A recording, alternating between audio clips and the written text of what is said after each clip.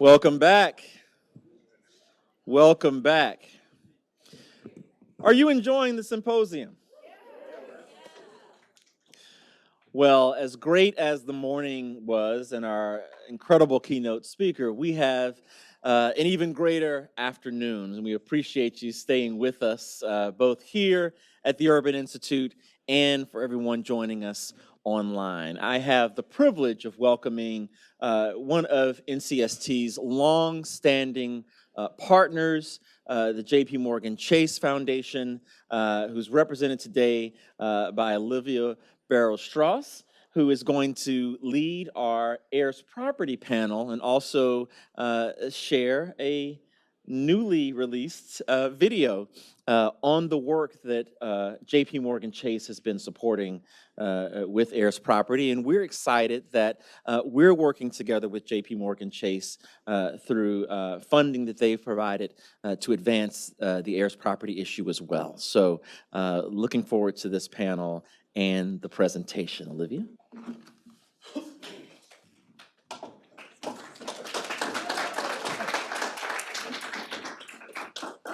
Thank you, Chris, for that warm introduction, and good afternoon, everyone. I hope you enjoyed lunch. My name is Olivia Barrow-Strauss, and I am Vice President of Neighborhood Development at J.P. Morgan Chase. I am so thrilled to be here at the symposium today, get a chance to connect with colleagues and really enjoy these rich conversations. I was telling folks I took 3 pages of notes at the manufactured housing panel, so I hope that the Heirs Property panel is just as rich of a discussion for everyone. I would love to thank NCST for hosting today's event and bringing all of us together, and also thank the Urban Institute for offering this very beautiful space to host these conversations. As we all know, homeownership is a key mechanism for building generational wealth. But as we've heard a little bit already from Mayor Parker, heirs property severely jeopardizes people's ability to preserve their wealth and pass it to the next generation. It's a problem that has lasting consequences, not just for individual families, but also for entire communities. We know that heirs properties are at an increased risk of facing tax default and foreclosure. They're also more susceptible to vacancy, abandonment, and disrepair. And we know that this leads to economic decline in whole neighborhoods, not just consequences for individual families. So at J.P. Morgan Chase, we are committed to using our philanthropic policy and business expertise to make housing more affordable and accessible for all. And we recognize that addressing heirs property is critical to stabilizing neighborhoods and empowering generational wealth building, and that's particularly true in underserved communities. So today, I am thrilled to be able to make a very special announcement. I am delighted to share that J.P. Morgan Chase has made a $1.25 million philanthropic commitment to NCST.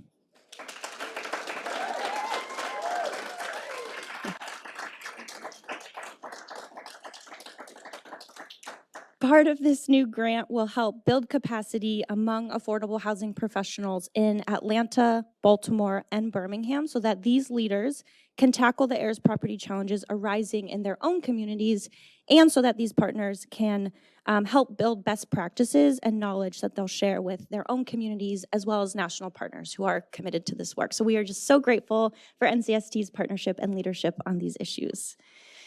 During our panel discussion that we're going to get into momentarily, I'm looking forward to diving deeper into heirs property and discussing with everyone in this room, as well as the folks on the panel, how we can address it together. But before we get to our panel discussion, I have the privilege of sharing another exciting announcement, which is that J.P. Morgan Chase has created a new heirs property explainer video, and we are going to have the opportunity to watch that right now. This is the official public launch of the JPMC heirs property video. It features experts who have been working on this issue for decades. It also features NCST's own Chris Tyson and is really meant to be an educational resource to help people better understand the issue as well as solutions to address it. And we'll get into those solutions during the panel. So the video went live today on our new J.P. Morgan Chase Heirs Property webpage, which you can find on our website at jpmorganchase.com/heirsproperty. And I hope that this video will set the stage for the panel discussion to come. So thank you very much, and on to the video.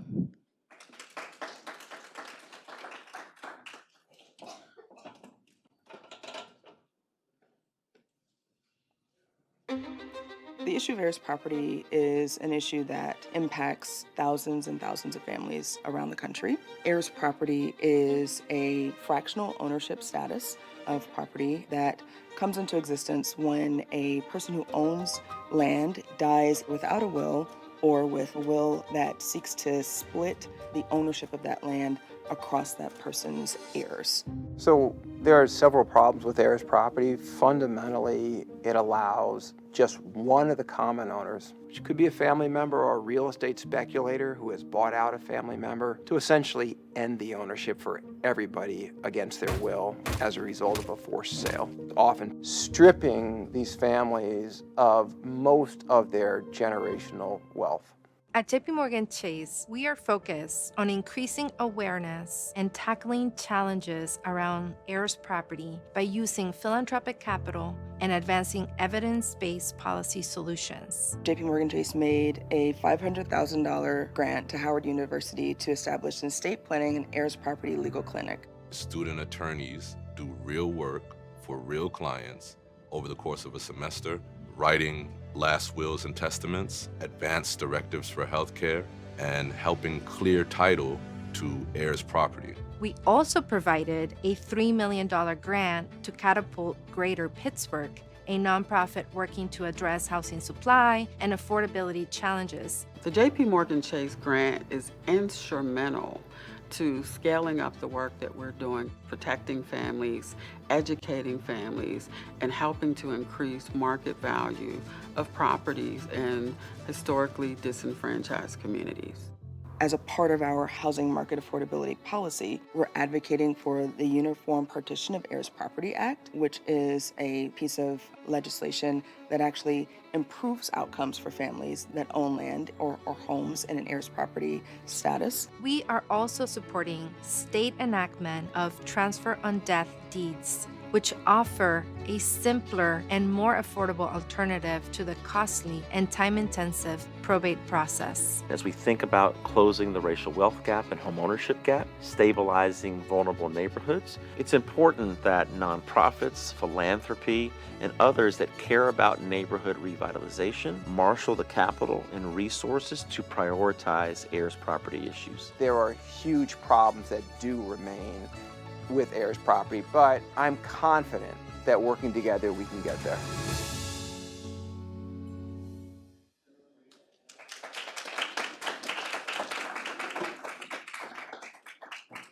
So I hope that piqued everyone's interest, and I'm so excited to welcome the panelists to the stage now to dig a little bit deeper into the topic.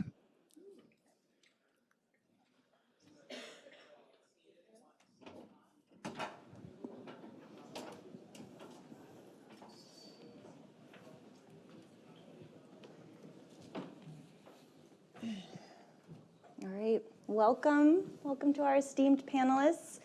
All right, I want to make sure that everyone knows who we have on the stage today because there's some real experts here. So immediately next to me, we have Natasha Moody, who is a senior research associate at the Housing Assistance Council, or HAC, a national nonprofit committed to supporting the affordable housing needs of rural America. Natasha co-authored HAC's recent report conducted in collaboration with Fannie Mae, titled A Methodological Approach to Estimate Residential Heirs Property in the United States. Her research projects focus on access to affordable housing in rural communities and the intersection of housing, land tenure, and the racial wealth gap. Thank you for being here, Natasha. Next, we have Daniel Elkin. Daniel is the Director of Policy, Impact, and Innovation at Come Dream, Come Build, or CDCB, a nonprofit housing organization serving South Texas. He is also a member of NCST's Homeownership Alliance. Daniel has a PhD in history from the University of Arkansas, where he researched urban development along the US-Mexico border. His dissertation examined the politics of homeownership along the San Diego-Tijuana corridor. He is responsible for initiating CDCB's research initiatives and advocates on behalf of policies that expand homeownership at the local, state, and federal level. In addition, he coordinates CDCB's resource development and data collection efforts. And then finally, on the end, we have Greg Hetrick. Greg is the first Vice President and Director of Community Investment at the Federal Home Loan Bank of Dallas. Greg leads a team dedicated to providing grants to fund gaps in the financial structure of affordable housing, economic development, and community revitalization projects throughout the Home Loan Bank of Dallas's 5-state district. Mr. Hetrick also leads the review, approval, and policy direction of the Home Loan Bank of Dallas's 3 community investment advance programs. Prior to joining the Federal Home Loan Bank of Dallas in 2008, Mr. Hetrick spent 17 years with Bank of America, including 10 years with its Community Development Corporation and Real Estate Development Group in Dallas, Texas. Thank you for being here, all of you. I know we're in for a very rich discussion. We had a little bit of a level set from the video, so we're all kind of vaguely familiar now, at least, with the term heirs property. But Natasha, I think it would be really helpful if you could just level set for us and expand on some of what we heard in the video, and give us a general overview of what is heirs property and why is it a topic that we're talking about on a homeownership policy symposium. Sure, thank you, Olivia. Good afternoon, everyone. So we've heard from Mayor Parker, from Olivia's comments in the video, a bit about heirs property, but we may have different exposure in the room. And so traditionally, heirs property is created when an owner passes away without a will or another form of estate planning, and the property gets transferred to their descendants as a form of shared interest. There was an excellent analogy shared by the USDA State Director at a conference earlier this year, where imagine an owner has a dollar bill, and they pass away and they have 2 remaining children, and that dollar bill gets split in half, and each child gets half a dollar bill. It's not 50 cents. You can't do anything with half of a dollar bill. And so it really is capital that cannot be used for anything. And so that's kind of what's happening with heirs property. But we'd like to also highlight that in some situations, families do have a will, but for a variety of reasons, they are not able to probate that will or go through the proper channels for transferring that title formally that's required by their state. And so in that case, even though the original owner who has passed away had a will, if it doesn't go through that process of transferring the title that's required by the state, that then becomes a tangled title, and in future generations will become more and more complex as it stays unresolved. Would also really like to highlight that, at HAC, the Housing Assistance Council, we go by HAC, we work in rural. And so when we speak to some of our communities and community members who have been in legal deserts and financial deserts for generations, their way of managing property, their chosen way, and the way that they have been essentially resilient to a lack of access to systems, has been having family settlements. So they view this as what they've been able to do to hold on to property for decades. In some cases, we've spoken to families that it's been since, the family that lives on the land now, their ancestors were enslaved on that property at one time, and they've maintained that property through generations. So they don't see it as this will process or so on and so forth. It really is how that community transfers land through generations. And so I think when we think about heirs property and talk about it, we hear about tangled title, heirs property, clouded title. There are many names for this, and I think that based on the family's, whether it's access or exposure to legal system, how things show up in communities. Some of our partners in the U.S. Virgin Islands, for example, they call it probate properties because the hiccup there is access to the probate courts. And so the way that the terminology is used often reflects how the issue is perpetuated, and it goes by many names. But at the end of the day, the similarity across of all of those is an access to needed systems, needed to really have the full agency as a property owner. And that's what's not accessible to whatever variety of the name is of a title issue. So as Olivia mentioned earlier, and the video mentioned as well, access to housing finance products, a clear title is required. Access to most federal housing programs, clear title is required. In many states, not all, but in many states, clear title is required to get the homestead exemption and other tax exemptions. So now homeowners are having increased cost for being a homeowner because they're not able to get that tax exemption. And then there's that vulnerability to land loss, which both Mayor Parker, Olivia in the video mentioned. There's great work from NCLC and from List Jacksonville around the tax sales. So when you're looking at tax auctions, there's a high percentage of those that are heirs property that are being sold at tax auction. There's also really great work out of Baltimore with Fight Blight, around vacancy. So vacant properties, not being able to develop that property because of this title issue. Cannot construct on the property, cannot sell the property, and it stays vacant, which then has impacts on the general community. And so the Housing Assistance Council, we continue to see this issue arise in the communities that we are partnering with. And so we had the opportunity to conduct research in collaboration with Fannie Mae to take an approach to estimate the scale of this issue. And it's a very conservative estimate due to a variety of data challenges and so on and so forth. The recordation process varies quite vastly across areas. But even with an extremely conservative estimate, there's still at least $32 billion tied up in inaccessible wealth for families. And so this is a nationwide problem, as Mayor Parker mentioned earlier. It's in urban, it's in rural, it's in suburban. There isn't a state that isn't touched by this. And we also noticed that in our research that there was double the prevalence in persistent poverty counties. And so those are counties that have a poverty rate of 20% or higher over 30 years. And so it just demonstrates that heirs property is one of many issues impacting some communities. And we also saw a higher prevalence in rural. We do acknowledge that our methodologies favor like single family homes, which we'll see more in rural communities, but still seeing a number where 65% of the properties we identified were in rural just shows that this is a significant need for the communities, at least that HACs work with. But again, it's in every geography, every state. I mean, everyone's quite impacted by this. That's incredibly helpful level setting, Natasha. And honestly, the work that you've done in this report with Fannie Mae is so valuable to the field, because one of the challenges is that this, heirs property, tangled titles, it's a newer topic of conversation for a lot of folks. It's fortunately entering people's radar and consciousness, especially in the housing industry, but it is a newer topic. And so having that data and that level set has been incredibly valuable. Daniel and Greg, I want to bring you both into the conversation. And Daniel, I'll start with you. You work in Texas.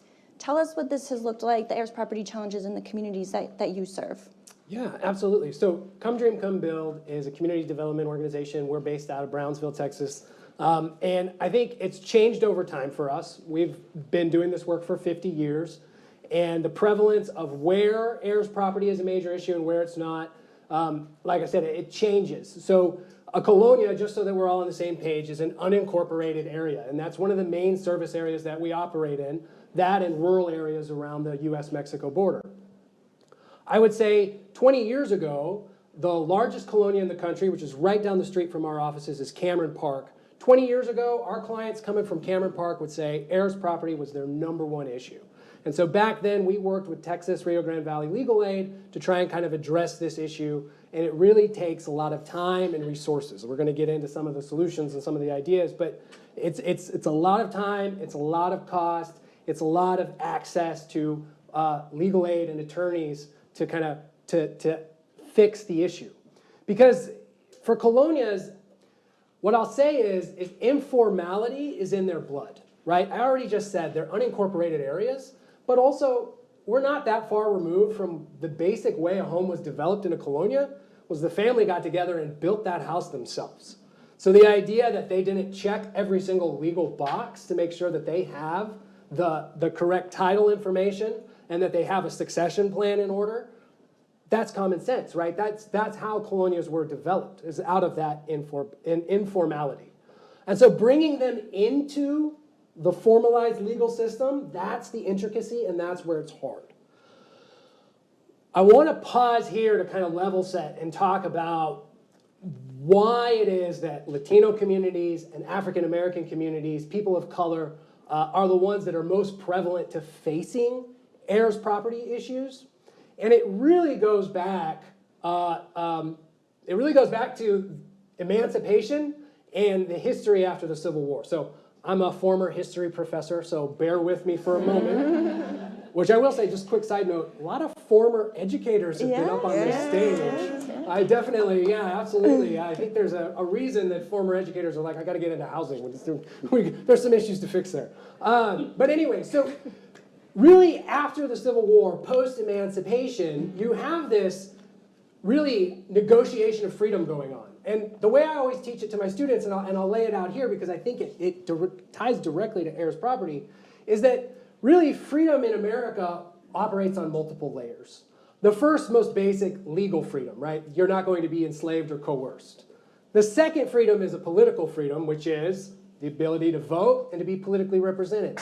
But the third freedom, the economic freedom, has always in the American project been tied to economic independence, the ability to own land and generate wealth from it. And so that, all three of those freedoms have been highly contested for people of color. But that third one has been particularly, and it connects to everything we do around home ownership and specifically around heirs property issues. Because informality was the only foothold that people of color could get into that legal system of ownership, land ownership, and eventually what would become home ownership. It was informality. So now the ability to access the wealth, that's where the issue is. And so how do you bring people of color into the formal legal system?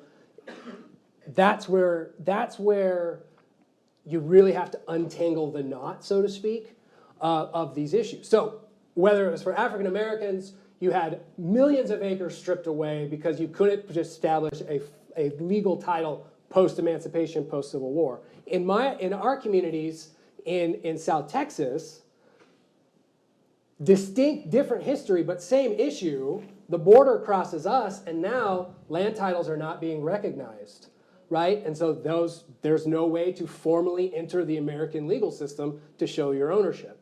Now, the nature of how these things work out has changed over time, but it really starts at that initial seed and moves forward from there. So when we're talking about heirs property, we're really talking about the ability to recognize your own wealth, to utilize it, to leverage it, and to really live up to the American ideal of freedom. I think we should all recognize how lucky we are to have a small lecture from Professor Elkin here. That was really great, Daniel, and hits the nail on the head about why this is such a structural challenge, right? It's not an easy fix or something that happened overnight. These are decades and centuries in the making. Greg, our second Texan on the panel, we'll keep with the Texas theme. The Federal Home Loan Bank of Dallas recently launched its heirs property program, and you are helping organizations both prevent and address heirs property issues. So getting more to the solution side of things. So can you tell us about the work you're doing? What does this program look like, and how is it rolling out? Yeah, happy to. And again, thanks to NCST for having me and join this great panel. So first, I need to explain that Daniel and I did not call each other to have matching suits and ties. And to prove that, we have different color socks. There we go. Know that. And then about the Federal Home Loan Bank of Dallas, we're one of 11 home loan banks across the country. And just for perspective, we're a cooperative wholesale institution, but we work with banks, credit unions, insurance companies, CDFIs, savings and loans in a 5-state area. And so my commentary relates to our experience working in Texas, New Mexico, Arkansas, Mississippi, and Louisiana. So I'll reference another bank or two. It's based on my knowledge, but you should always confirm with another home loan bank about anything I'm saying about their stuff. So we got informed and educated about what's going on with heirs property over time, and I've got to provide credit where credit's due to my since retired counterpart at the Home Loan Bank of Atlanta, Art Fleming, for really getting the system engaged in this issue. Atlanta hosted a funders forum for resolving heirs property issues back in 2021, I believe. And then they had the first grant program in the home loan bank system the following year. We, in the Dallas Bank, got involved in that forum, learned a lot, started talking about it with our advisors, our board members, and our financial institution members. And resoundingly, everybody knew it was an issue. We weren't talking about it at that point in time, but when we brought it up, it was like, yeah, that's a problem.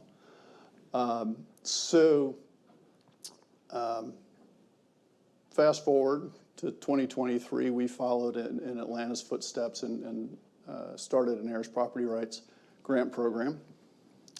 24 is our second year of operating the program, and we're happy to say it's progressing well. We've built it up from $1 million program in the first year, $2 million this year, and it's proving to be making an impact.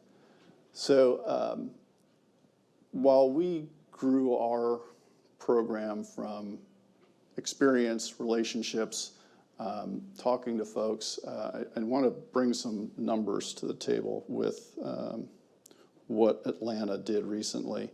So one thing the Federal Home Loan Bank of Atlanta did, I got to read this so I don't mess it up, but they did a recent survey conducted by the Heirs poll. This was done back in August, so it's really recent.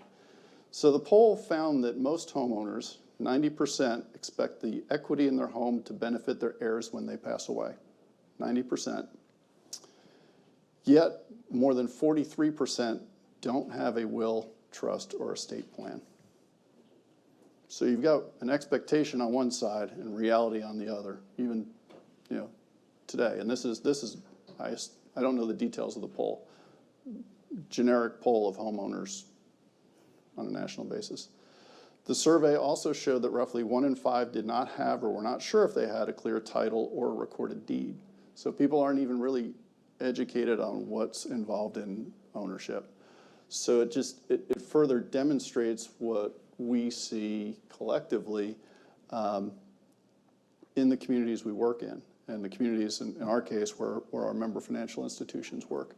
So in our first year, we were able to do grants that target, and actually every year so far, all 2 years. The grants target 2 things. One is providing funds to organizations that are resolving tangled titles, heirs issues, paying for the attorneys and the legal help that Mayor Parker spoke of earlier. The second piece is the education part, which gets to the survey I just talked to. People need to learn what it means to have a home and the responsibility they've got for the next generation coming behind them, so that they don't leave things in a worse state than intended. So nonprofits or municipal entities or tribal housing entities can apply for these grants. 2023 was up to $75,000 to untangle a title, $25,000 for education and mitigation. We bumped that up to $100,000 this past year in 2024 for untangling titles, doing the legal work, preparing wills, and then still at the $25,000 for the educational piece. So we're still finalizing our results for 2024. We'll announce things in another week or two. But the 2023 data is really pretty promising. So we got our reporting back for 9 months out of the 12 for the grant period. And we're able to resolve 515 tangled titles in our district. Another 475 wills were written by the 20 grant recipients, and then the data that we got from our awardees shows over 20,000 people were touched by educational initiatives funded through our grant program. So it's really pretty phenomenal on that part. I feel really good about the fact that the actual family is impacted directly with wills and whatnot, but just the amount of education that's flowed from this initial expenditure is what really got my attention. Well, and I know we're at a homeownership symposium, but can you talk a little bit about the broader impacts you're seeing across families that are experiencing heirs property, not just from the homeownership side, but some of the other issues that arise? Yeah, so this was an eye-opener for me. It's still family related, but small farms, family farms, have this issue quite a bit, especially when you get into the Mississippi Delta. Big issue. Farms have just been passed on just like homes.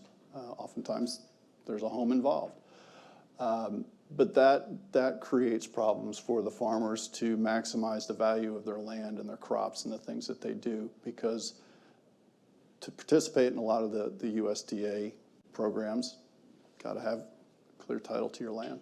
If there's a possibility that there will be a conflict over the land or an argument over the crop, that discounts occur. Same thing for small businesses. If there's a small business operating in a building that's been in the family for a number of years, but the title's not been managed correctly, that small business has got issues as well. So it runs the spectrum from dealing with the family house to the family business. That's helpful to set the stage.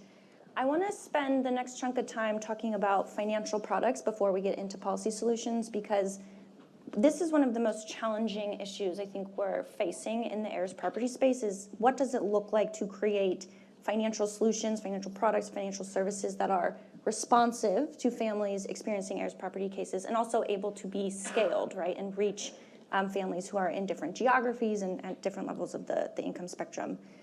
So Greg, back to you really quickly. Are there any common financial barriers or challenges that the awardees that you guys are working with across your footprint have sort of raised up when it comes to financial products?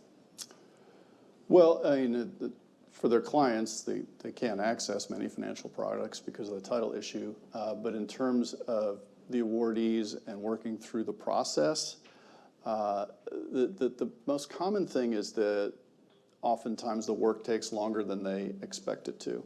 The working through the title process and working through the process with the homeowner or the family has taken longer than they planned. And so that's impacted what they're trying to accomplish. You know, at the end of the day, my bank's got a multiple number of programs that can support home renovation and repair, but we got to have an actual authorized homeowner to allow the grant to be placed on the house. And when you've got a fractured title, then they can't work with us, and so it inhibits their ability to get to us. Natasha mentioned all the federal programs that you can't take advantage of, so it's a real roadblock. Mm-hmm. Natasha, I know you have been thinking about this extensively. I've talked to you many times about it. So can you help us understand, are there financial products currently that people experiencing heirs property might be able to tap into in order to clear their title? And if not, are there products that you're thinking about or that we might be able to suggest for communities? Yeah, thanks, Olivia. So to my knowledge, there isn't a national funding stream partnership for this. If you know of one and I've missed it, please let us know. Happy to get that, those comments there. You know, but definitely would like to acknowledge that across the country for decades in the legal space, in the agricultural space, as Greg mentioned, farms, there's been so much amazing work being done to support heirs property owners, and I think that it's exciting for the potential for housing to come alongside that work and develop some national opportunities. And I think that some models we've seen locally around this clear title, then access housing products or housing supports have been really great on the local level. A few that we've gotten to learn about, for example, are like and Knowledge in Appalachia. They offer the legal services to those who are coming in for home needs and don't have the clear title. They're offered those legal services in partnership with attorneys across the area. We see in Eanville, Florida, Community Legal Services and Help CDC. They work in partnership. So when families come in and need that resolution of title, they know, okay, if they're coming to help the Community Development Corporation, we don't have clear title, okay, we can call Community Legal Services and then send them back to Help CDC to get the services they need. So it's been beautiful to learn a lot about those types of partnerships that take place on the local level. But in terms, I think HAC, our focus really is, of course, support and partnership with legal and understanding what role can housing and housing finance kind of play in that space apart from referral, because that's very much needed, and having those partnerships.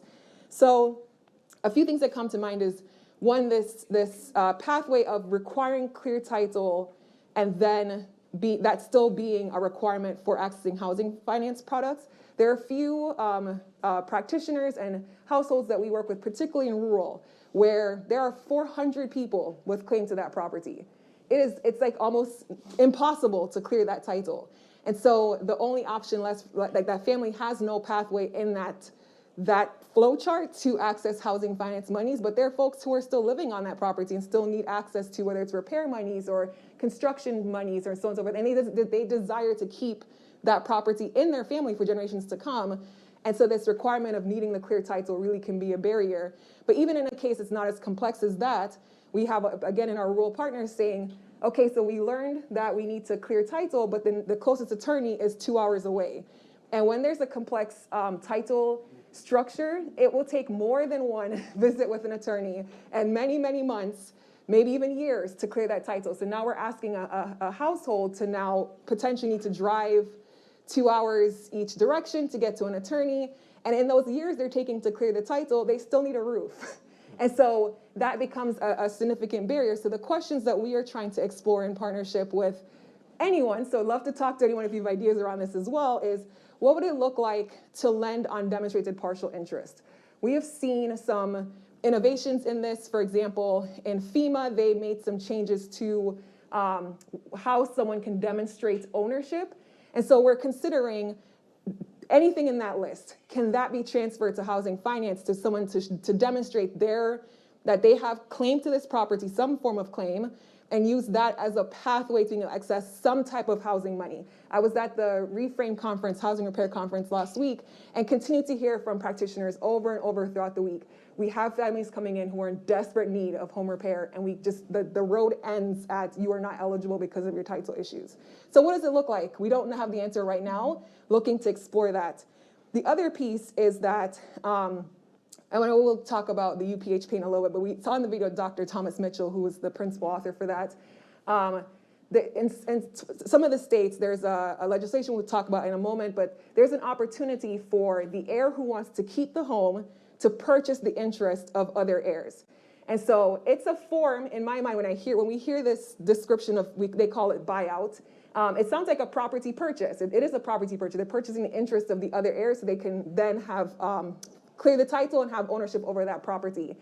But there is no product in housing for that type of property purchase. And that we hear from our practitioner partners all the time that is a barrier to being able to clear title. Folks will go through the very sometimes arduous process of contacting all the heirs and doing all the paperwork, and the last piece left is to do that buyout, and there is no product available for that. So the question we're also exploring is, can we develop a product in housing finance for that type of property purchase that is much needed for, and it's not applicable to all states at this moment. We hope it can be all states, and we'll talk about that momentarily, but there's no product for that right now. So can housing finance step in to kind of address that need?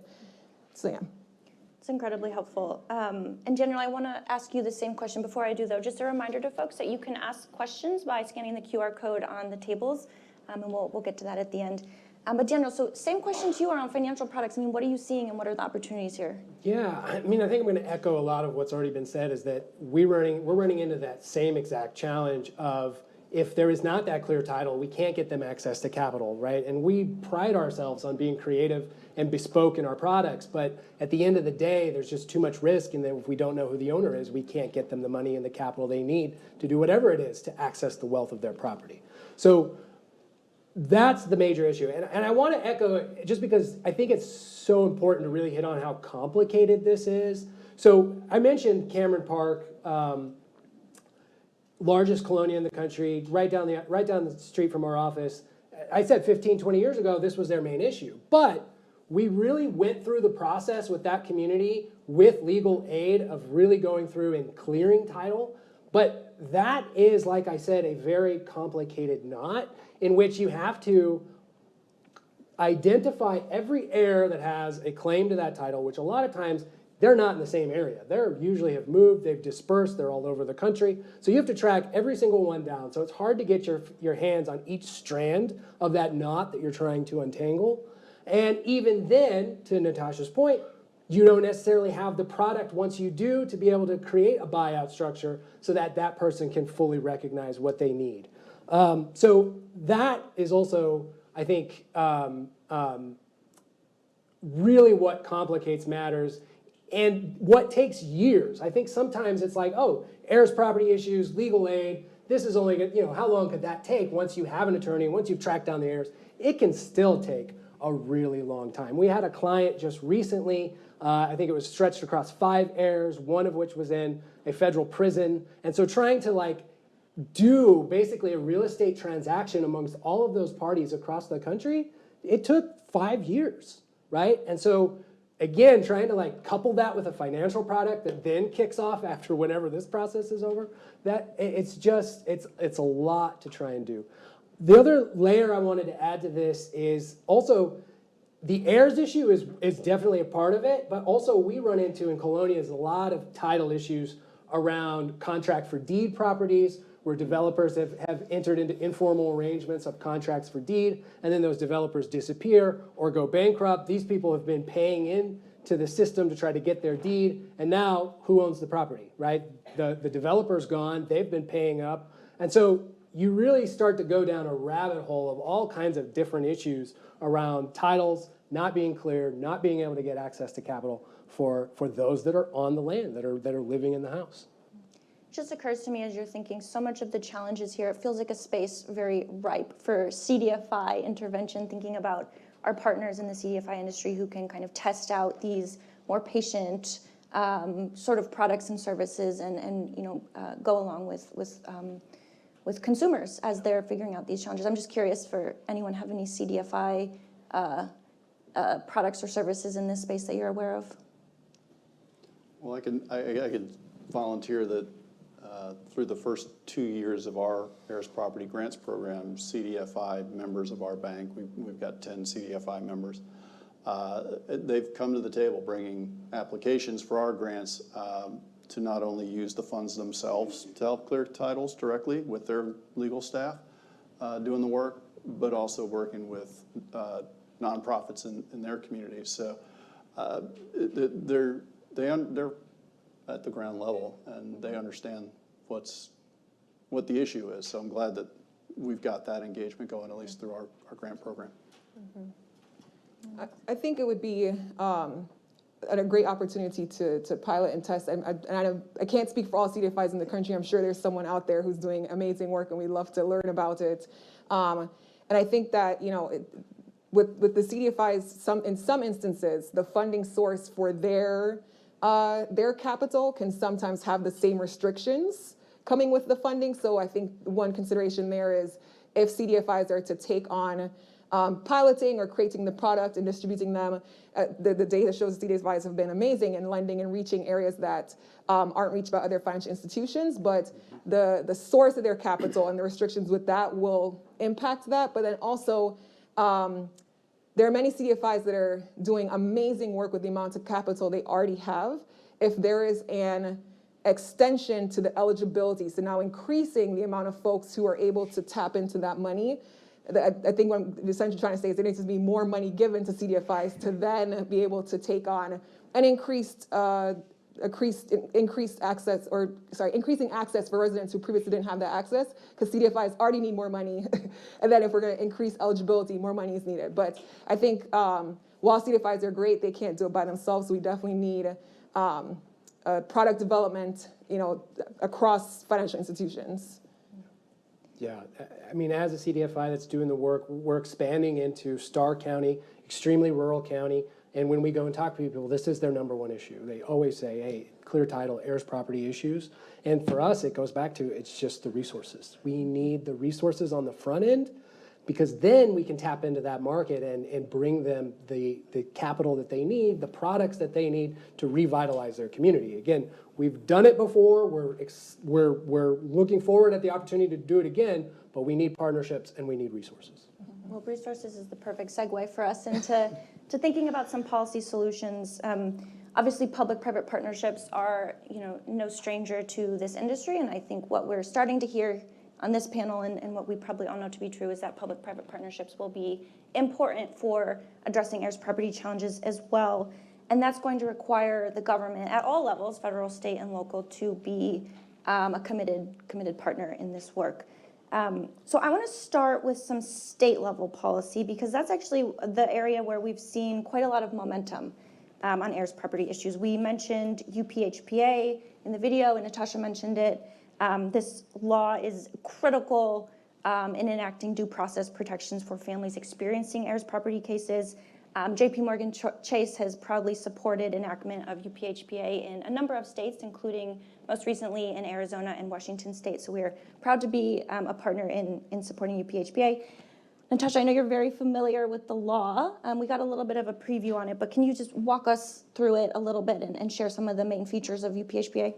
Sure, thank you. So while HAC does not engage as much in state policy, we very much have the utmost respect for many attorneys and advocates on the ground who are working on these state initiatives, and also it just really continues to inform how we think about national products or solutions, making sure that they're malleable to meet the needs of folks who are across the states, because it varies. And so the Uniform Partition of Heirs Property Act, UPHPA, it was the principal drafter was Dr. Thomas Mitchell, who you saw in the video that Chase showed earlier.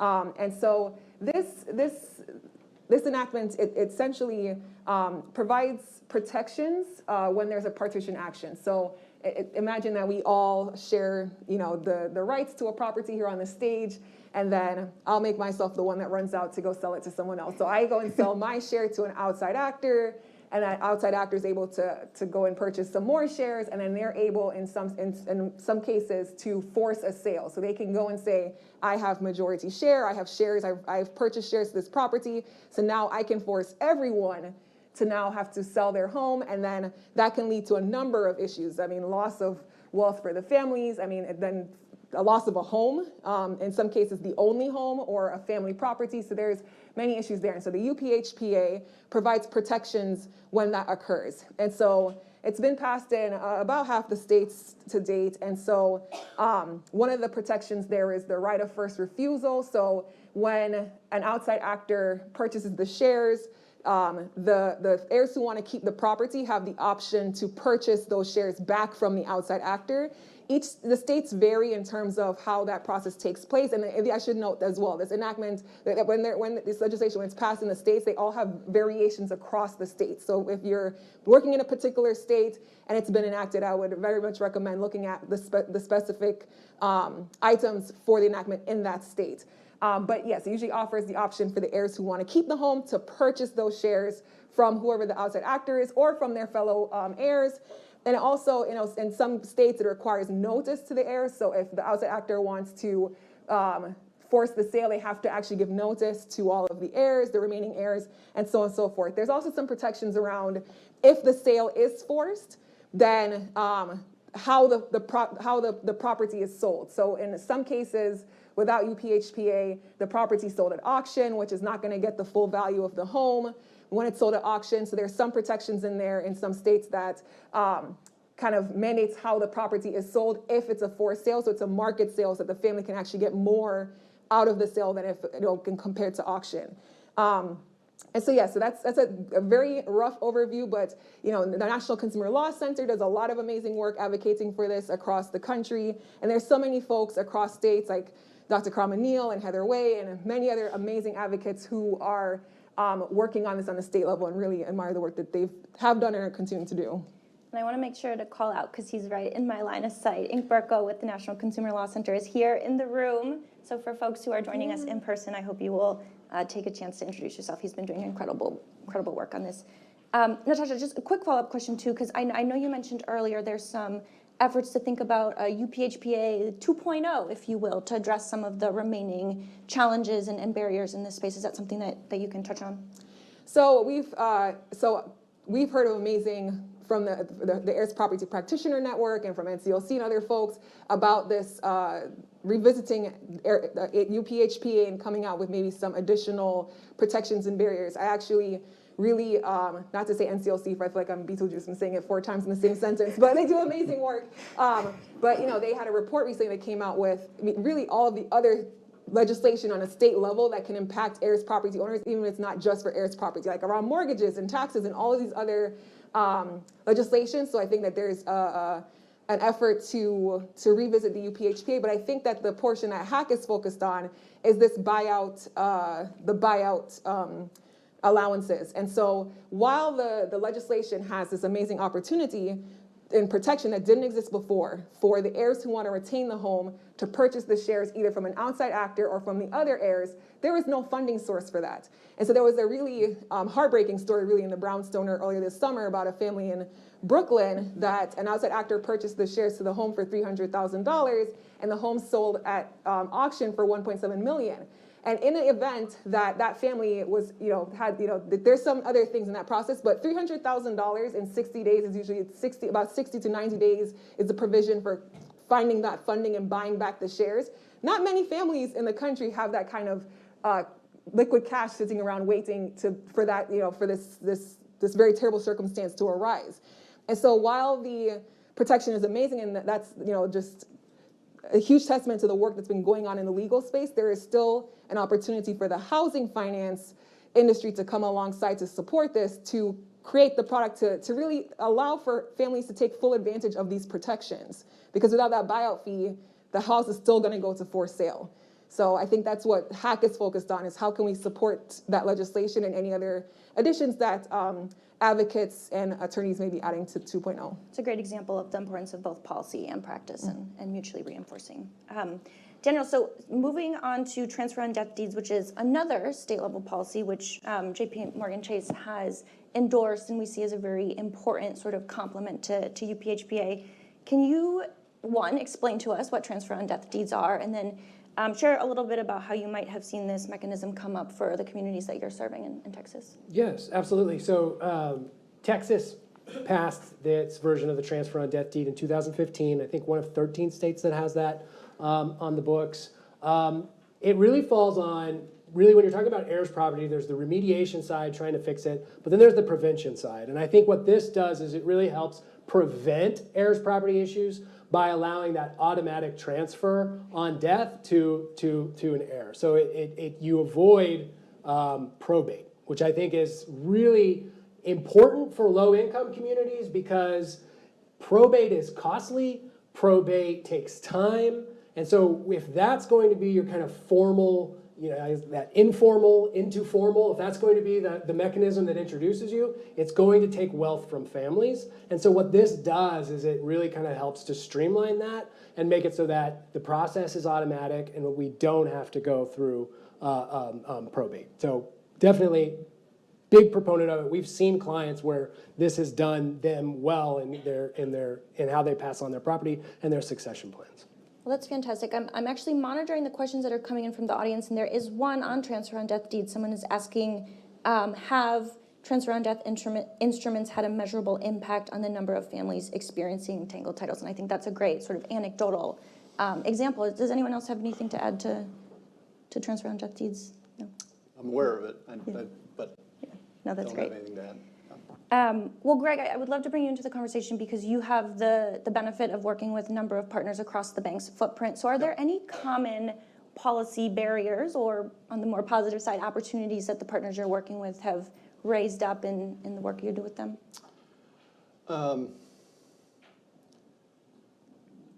In terms of policy barriers, not directly. I know there's the issues you all have talked about already and the potential remedies. The issues that we hear more about are around the education, the resources, but also how to get to people.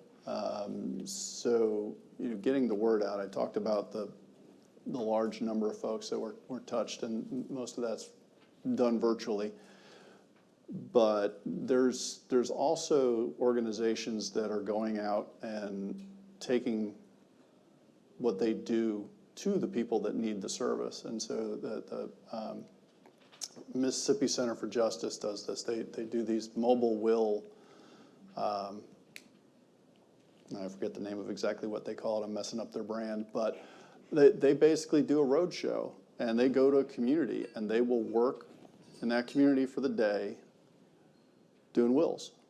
And so part of our grant funds went to support that, and that getting that and making that impact matters regularly with the communities that they serve and that others serve. I think from a policy perspective, what what we're effective in doing is leading by example. We believe this is an issue that needs to be addressed in our district, our 5 states, so we're putting money out there to support it. And one of the other, not surprising, but a good benefit is that the organizations that are receiving our funds, they do so by partnering with their local community financial institution or CDFI or savings and loan, et cetera. We ask them after the fact, like, has this grant enhanced your relationship with your bank or your financial institution? And resoundingly, 100%, it's always yes. We have a better relationship. We know more about them. They know more about us. We're doing X, Y, Z together.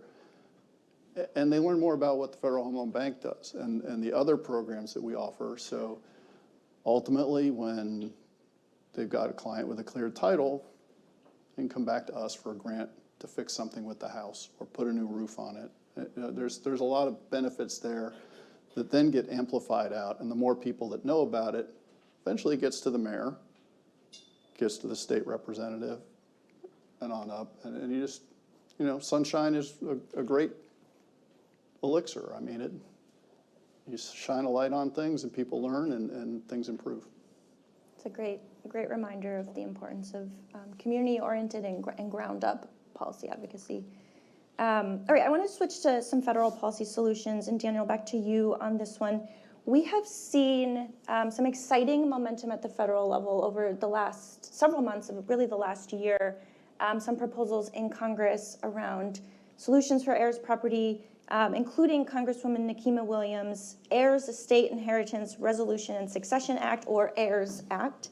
So can you tell us what would this bill do, break it down a little bit, and how do you see this as an opportunity? Yeah, absolutely. So this bill really kind of packages together a lot of different things that I think help address this issue, both on the prevention side and the remediation side. That's why I think it's particularly exciting, is that we're really getting both. So on the prevention side, there is the education component, very similar to some of the things you were talking about, Greg, about going out in the community, having those resources in order to provide education, provide legal services on the front end, such as a will and testament, so that way we avoid getting into an heirs property issue if we can. And then on the resolution or remediation side, you have funding in this bill for legal services, actual grants and loans and programs that we could get our clients into that are willing to fund that long, treacherous process of resolving an heirs property issue. And then lastly, the third component of this bill that I think is exciting is it also tweaks and kind of turns the dial a little bit on what titles are acceptable for certain federal programs. So Greg, you mentioned earlier the importance of USDA. It has within it, accepting a larger flexibility of different kinds of land titles for USDA programs, but also very exciting to a community developer such as ourselves, CDBG dollars. CDBG dollars, it would be able to kind of change what titles we could then use for doing rehabs and other kinds of programs with those funds. So what's exciting is that it's all encompassing. We're on the prevention side, the remediation side, but also on how do we get resources to these communities now, right? What can we do to create maybe a greater flexibility to kind of make this happen? Well, and it's important to note too that legislation is bipartisan, so really reflecting the broad support for solutions in this space. And Natasha, sticking again on the federal side of things, although moving from Congress more to the regulatory side of federal policy, what are the opportunities you're seeing for heirs property? I mean, we know FHFA, the GSEs, the home loan banks have been incredibly active in recent months and recent years, but what other opportunities are you seeing across agencies and in the administration? Mm-hmm. Thanks, Olivia. Yeah, so I think, we're looking at, for example, HUD programs, seeing if there's an opportunity for an expansion and recognition of very title structures, to increase access and eligibility to those programs, and following suit to what FEMA has kind of initiated with having a very extensive list as to how an owner can demonstrate interest and ownership of a property to be able to access monies. So I think there's an opportunity for those federal housing programs, and I know CDBGDR is a part of that, but also for other housing programs. It's not just disaster recovery focused, there's a need across the board for access to those monies. So is it possible to consider some flexibility in the eligibility of how someone can demonstrate ownership? And USDA really has also been a leader in this space on the agricultural side, where they have heirs property, a number of initiatives around heirs property, but one I'll highlight now is around, when it comes to the farmlands, they recognize someone can demonstrate that they're a farm manager if they're not able to kind of show a clear deed or title to their farm. And there are USDA housing programs that rural really depends on and relies on. And so those kind of initiatives have not shifted to the housing programs. And so we're also think there's an opportunity for that type of recognition and support for heirs property owners having access to monies to be extended to the housing side, particularly for our rural communities, because it's been great to see those initiatives on the agricultural side. So yeah, this is a couple of the ways I think around how folks can demonstrate ownership. And as you mentioned, it's been great to see that in the duty to serve plans from the enterprises that heirs properties explicitly mentioned both for Fannie Mae and Freddie Mac. And so that's been great to see the commitment and the work that's been done around that. Those, for the last duty to serve plans that I saw, they're really committed to and focusing on education and outreach and increasing access for residents to kind of be able to be eligible for products, to be able to have access to the system. But I think that kind of similar to some of the comments we were discussing earlier, that even if there's some increased access to being able to clear title, there's still communities that don't have access to being able to clear title, or it's not a good option for them. And so I think there's still an opportunity to consider a product. We've heard from some of our lending partners, we would be open to maybe exploring a type of product that would work on demonstrated partial interest if we knew that that kind of lending could be secured. And so what does it look like to maybe explore that and see what that looks like in the future? So I think there's an opportunity there. And I think that, also, and Daniel touched on this a moment ago, that heirs property is one of a variety of title issues that exists in this country that serve as barriers to some of the products that are on the market. That Daniel mentioned some of the structures with the contract for deed. We also see very title structures on tribal lands that still present as barriers. And so I think there's an opportunity, as we continue to see momentum around heirs property in the housing finance space, to just keep in mind that there are other title structures that may not fit a very specific definition of did not have a will upon death. There are so many other title structures that still have less access to housing finance products that still need the equal attention in the conversation. So I think those are some opportunities. And the last opportunity I'll mention is CDFIs, as you brought up earlier. So funding for CDFIs. I think that in general that is needed, as Daniel mentioned as well, that's just needed in general for more funding for CDFIs, but especially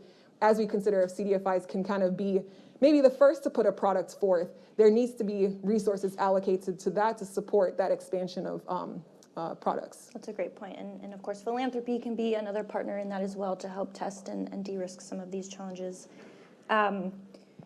Question for all of you. What do we think the incoming administration in Congress is going to mean for some of these heirs property efforts? And we won't steal the thunder of the next panel too much, but I think we should just touch on the fact that this is a bipartisan issue, has gained a lot of momentum. What does this mean for work moving forward? I would say, I think anything the question that involves the incoming administration, I'm comfortable in saying I don't know, right? That's fair. I know there's a lot of strong opinions on hurts, helps, this, that, given on the issue. I'm comfortable. I really don't know. But to your point, Olivia, this is a bipartisan issue. This is about recognizing wealth in communities.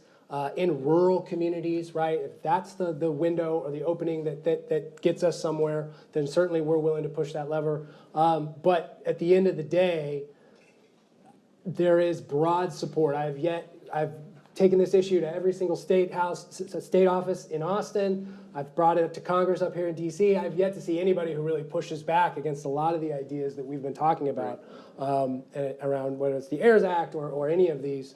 So I think I think we just have to continue to do the work and continue to show the need, and we can push this to fruition.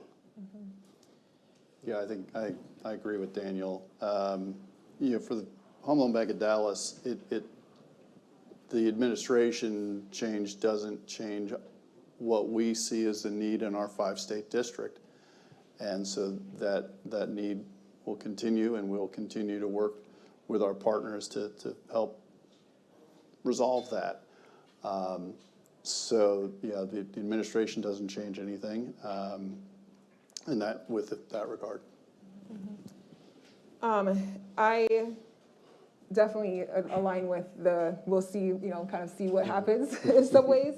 But I will note that HAC's policy team did just release this week kind of an analysis of some of the proposed or things that have been potentially proposed around housing and what the implications of some of the things that have been proposed by the new incoming administration may mean for rural housing specifically. So I'll just make a little plug for general housing, and also add that any impacts of, or changes that come with the new administration on housing broadly will also impact heirs property owners, because, it's one of many issues that heirs property, I should maybe focus on more on communities that have higher prevalences of heirs property are dealing with lots of other issues at the same time. And so if there's changes in funding to housing programs or so on and so forth, whether it's an increase or other changes, so on and so forth, any change to housing or access will impact heirs property owners, whether it's once they clear title, now will they have the same access to systems and programs, or what that looks like. So, well, it's a great point, and Daniel, I might put you on the spot a little bit, but as a member of NCST's Homeownership Alliance, I'm just wondering, are there any opportunities to embed some heirs property priorities within the priorities that the Alliance is working on? Oh, absolutely. I mean, I think, again, this is something that NCST has been taking a leadership on, the Homeownership Alliance. This has always been an issue that we've been communicating with, not only internally, but also with the GSEs and other partners, philanthropic partners. So I think this continues to be a major priority and something that's getting some momentum around it. I think when CDCB was doing this 15, 20 years ago, we often, those that were there tell me, kind of felt like we were by ourselves on a lot of this, right? Like Texas Rio Grande Valley Legal Aid, and then that was it. But now there's rarely a space like this that I get into that there isn't someone talking about heirs property issues, right? And to be able to connect with the city of Philadelphia, who has been a leader on this in their own way, that's something that I learned about through NCST, right? And I understood, that's what's happening there. So I think that connection, bringing people together that are facing it in whether it's urban Philadelphia or Starr County, Texas, that this can be a priority in our policy agenda is extremely heartening. That's great. All right, last question for all of you before we move over to audience questions. And I see several have come in, so just one more note that if you have a question for the panelists, please use the QR code on your table. A little bit of a positive vibe here, a call to action. So this is an issue that, we talked about is newer for a lot of folks, but as soon as you start explaining it and talking about the challenges and the consequences, it seems that folks very quickly get it and feel motivated to act. So I'm just hoping that each of you can kind of talk about what you see as that necessary next step to call more people to action. Who are the stakeholders that need to be involved? What is the messaging that needs to be carried forward? Anyone can start.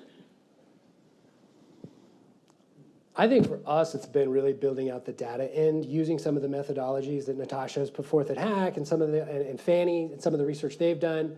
We've been kind of tweaking that on our own end and really trying to figure out, okay, I just said that Starr County clients are coming in and telling us this is their number one issue, but it's not like we speak to everyone in Starr County, so there's probably a bigger issue here than we're even seeing. So we've been using those methodologies to kind of map out where we see deeds and titles that could potentially be heirs property issues, right? And using a similar methodology of marking this is a high risk one, at high risk for heirs property, all the way down to maybe lower moderate risk.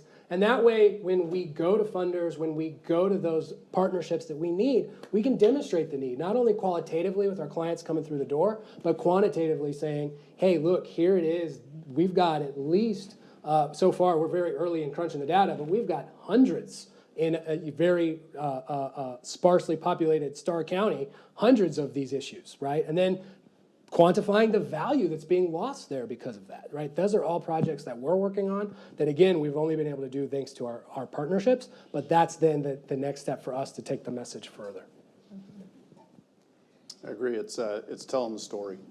It's taking the impact of helping a family, empowering them financially with a clean title. What does that mean to the community they're in? What does it mean to the objectives of the local government, the local financial institutions?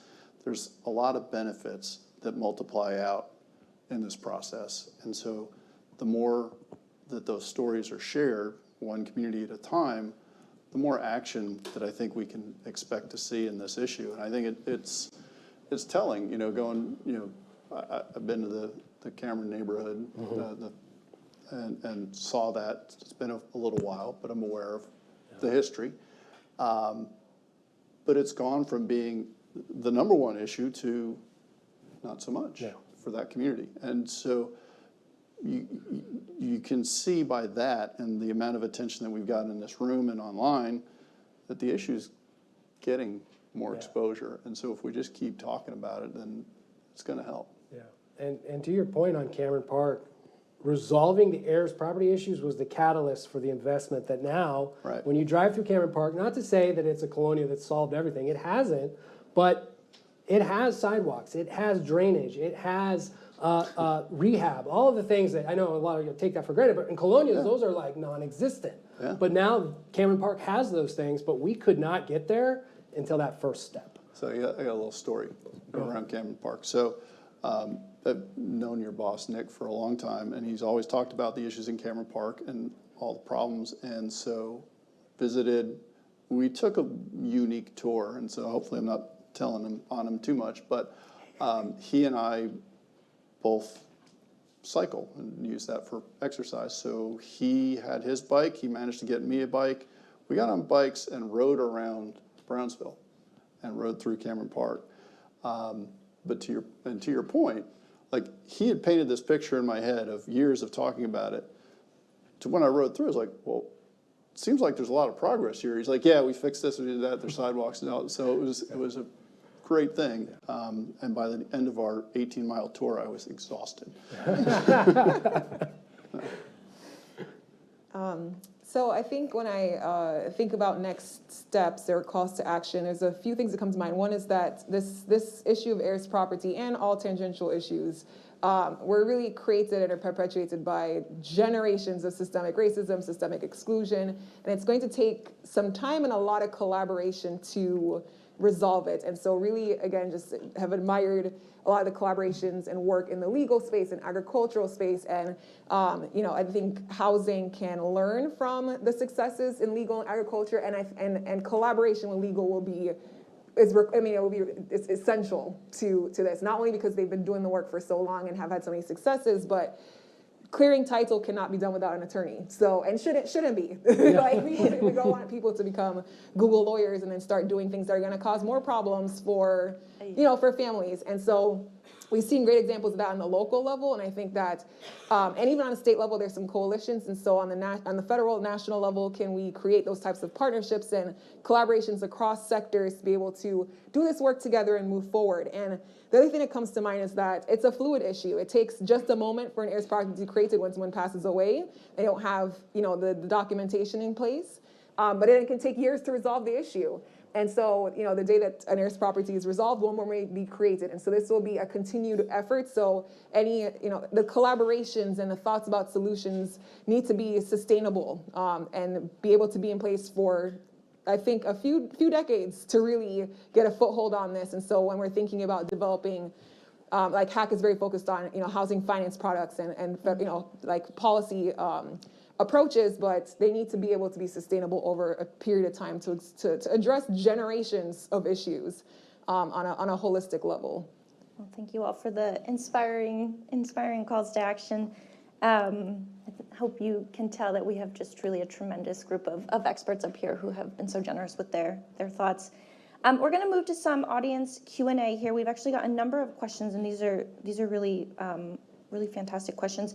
So each of you actually touched on the education component a little bit throughout your remarks.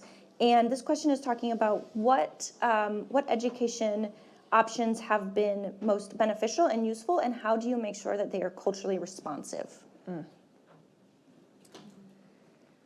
So as I mentioned, we at HAC, well, I should say I am not an attorney, and we do not offer legal services to anyway, so that's not part of what HAC does. But we've had the privilege of coming out, being able to learn from and be in partnership with a variety of entities, Philadelphia VIP and Community Legal Services, so on and so forth. So I'll just highlight one great example we saw, which was, I mentioned earlier, Community Legal Services and Help CDC in Edenville, Florida, working with, in one of the few historic Black communities remaining in the country, and being able to see, I think, one thing that was instrumental there that we heard over and over from Edenville residents was, we were offered this education. The folks were folks that we trusted and were already in the community before this education piece. So the people we knew of Help CDC, we knew of CLS before this education opportunity. But the education came with an actual direct pathway to resolution. So if someone came to the clinics, the estate planning clinics, they were then matched with an attorney right then, who then worked with them on the estate planning.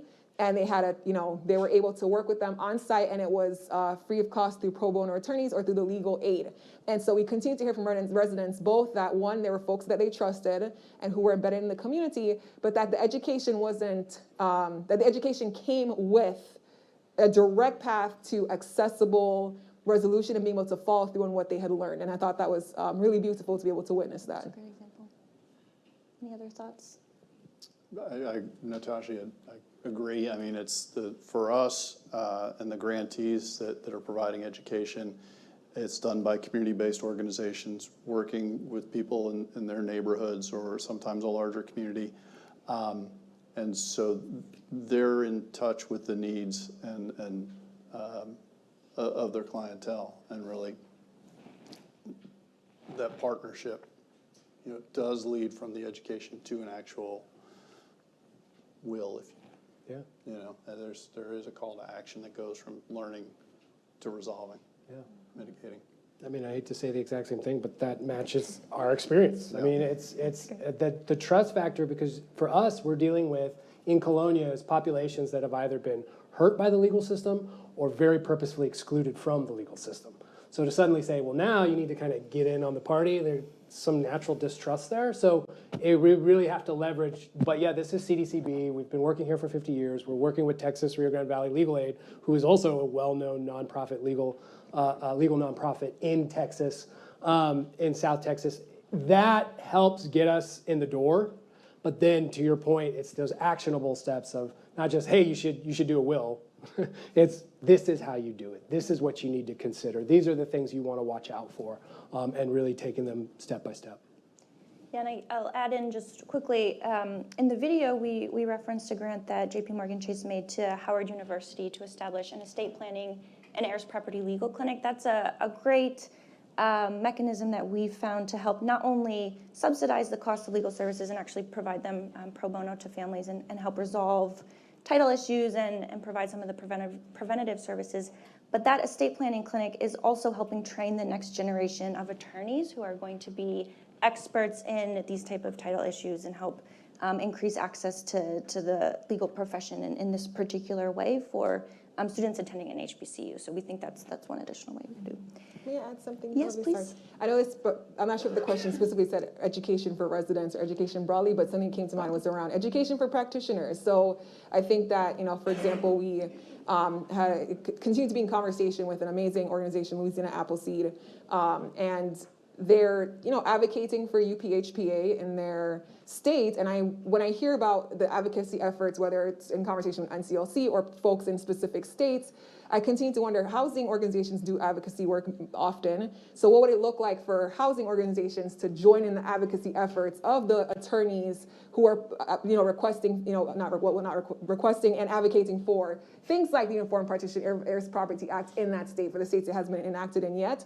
Or if it's been enacted and there's a 2.0 version coming out, can housing join in those advocacy efforts? But then also just education for housers to understand the complexities of the issue, or to understand if there's a pathway available in that state. There's an amazing coalition of attorneys, the Heirs Property Practitioner Network, that they're really committed to supporting and representing heirs property owners across the country. So what would it look like to have education and connection to say, if you're a housing organization, housing repair, so on and so forth, and someone's coming in and they're not eligible for the services as they are right now. We hope that there can be expanded eligibility one day. But until that day, to say, oh, well, we know there's an attorney who can help, or there's a legal aid organization can help. So it's not a no, it's a go over there and then maybe come back type of thing.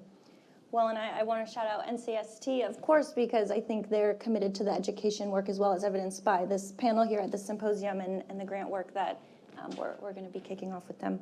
Okay, next question. I'm actually going to combine two of these because they're slightly related. How much does it cost to clear a title, and what are some funding streams for those legal services or the legal services type of work? Well, I don't have exact costs. I can go kind of averages. It's from what we see, it's somewhere in the neighborhood of $1,200 to $1,500 per title from the numbers we're getting back. That's not exact. It's kind of an eyeball look. But it's a depends question. And they can be maybe relatively easily when there's 3 or 4 people to deal with. But when you talk about the 400 example, that's mind-boggling. In terms of streams of funds, so the Dallas Home Loan Bank will continue its grant program into 2025. I know a couple of the other home loan banks are looking to enter the field with grant programs. I don't know the details of those or when they might come out, but it's on the table. The Home Loan Bank of Atlanta just recently closed up their $5 million pool of fund application round just a few weeks ago. So I'm sure they'll be putting those dollars to use soon. But, I'm also aware of other organizations that are funding this. So an example is, the Texas Bar Foundation. They are making grants. There are a lot of funders. I think we just have to start looking at different philanthropic options that are available out there.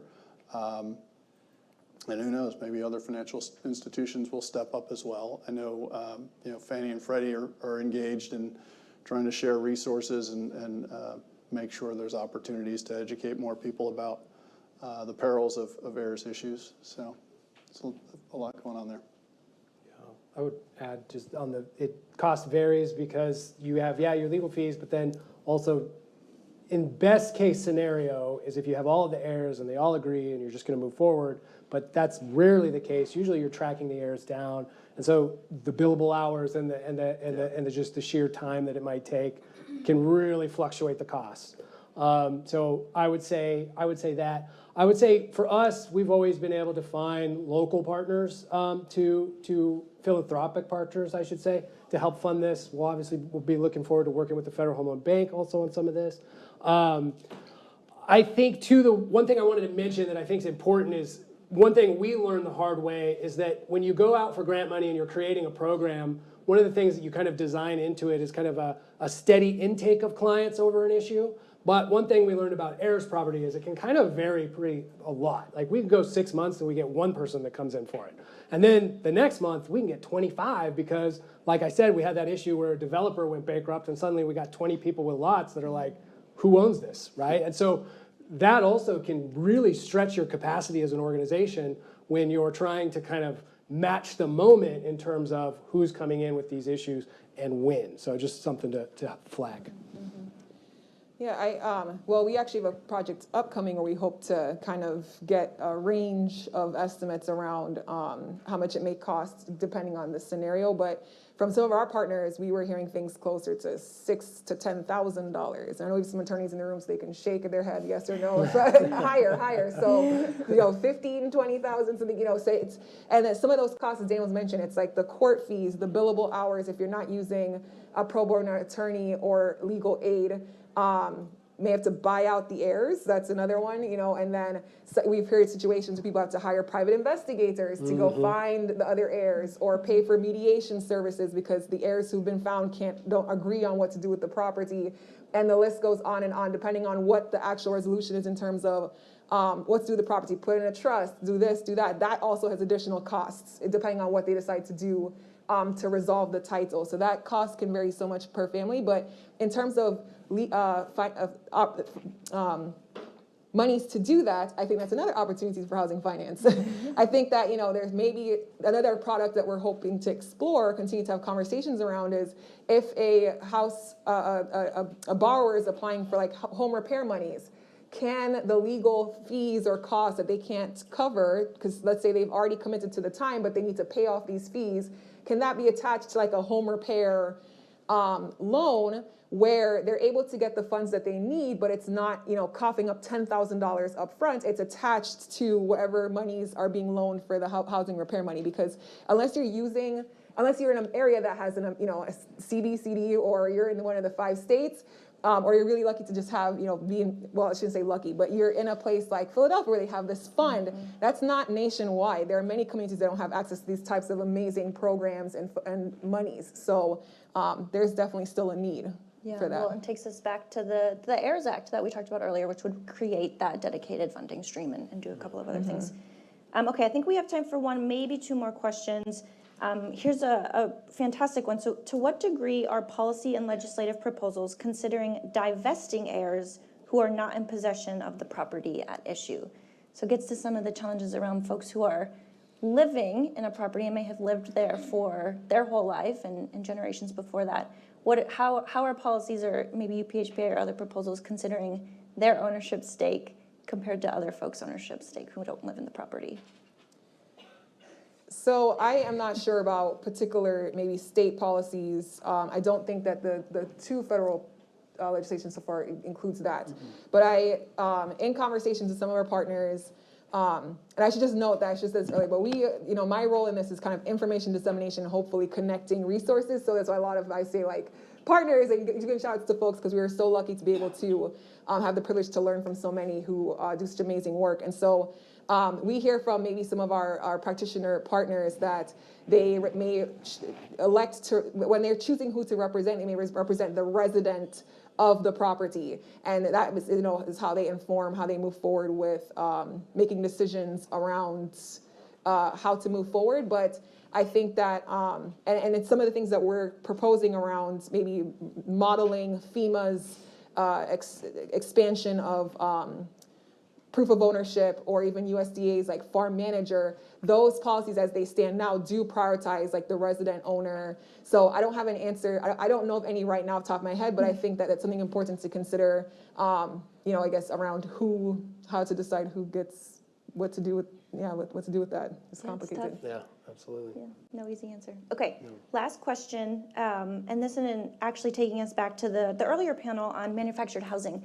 So the question is specific to any data that connects manufactured housing to heirs properties.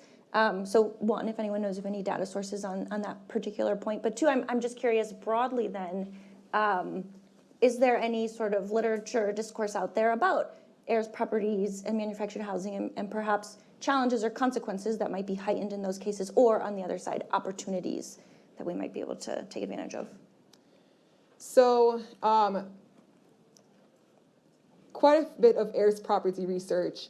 There's been a few different approaches using death records or so on and so forth. Quite a bit of the research has used tax and assessment records to be able to look at how the properties are titled to then determine if they may be heirs property or not. Each county varies in terms of how they do this recordation, and that variation increases in manufactured housing. So in some municipalities where maybe there's a higher prevalence of manufactured housing, they may even code it as like a single family residence for like the structures. We've been exploring some data, so we noticed that trend. In other cases, they may only record in the system the primary structure and not actually record all of the manufactured homes on the property. They may only record the occupied manufactured housing and not the maybe older structures. So there's a lot of complexities around that. So to my knowledge, there isn't a clear data set that says manufactured housing for sure on heirs property to be able to do that kind of analyses. But there is some really great research from Professor Connor Bailey and Ryan Thompson, Cassandra Johnson Gaither, around seeing a higher prevalence of manufactured housing in areas with high prevalences of heirs property. In conversations with partners and with residents, the accessibility to be able to have a home, without having to prove ownership of the property is very much been shared as an accessible way to have housing when there is no other pathway. When you don't have clear title, you can't construct, you can't do anything on that property other than really put a manufactured housing. So we've seen where in communities folks are really relying on manufactured housing in that way. But in terms of quantitative data, I don't know if either of you've seen it, but we haven't seen kind of that clear data where the recordation's streamlined enough to be able to do that. Yeah. Any last thoughts? Yeah, I don't have any data on. I haven't seen any data, but we have ran into the issue. As I said, we're kind of creating our own data set specifically on Starr County where we're expanding our service area. And we definitely have ran into the issue where just going off of what the titles are listed, we can't really tell. And so we know some areas that we're like, well, that's an area where there is manufactured housing, but it's not showing up. So we've been talking about really just on the ground going and seeing what we can figure out. But we're in a position to do that. But as far as just data sets that give us that information, it just doesn't exist. That's helpful. I think it's a great way to end because it's a reminder of how heirs property is going to touch every facet of the housing market and all of the topics that we're talking about today and we'll continue to talk about for the next 4 years and beyond. So please join me in thanking our wonderful panelists.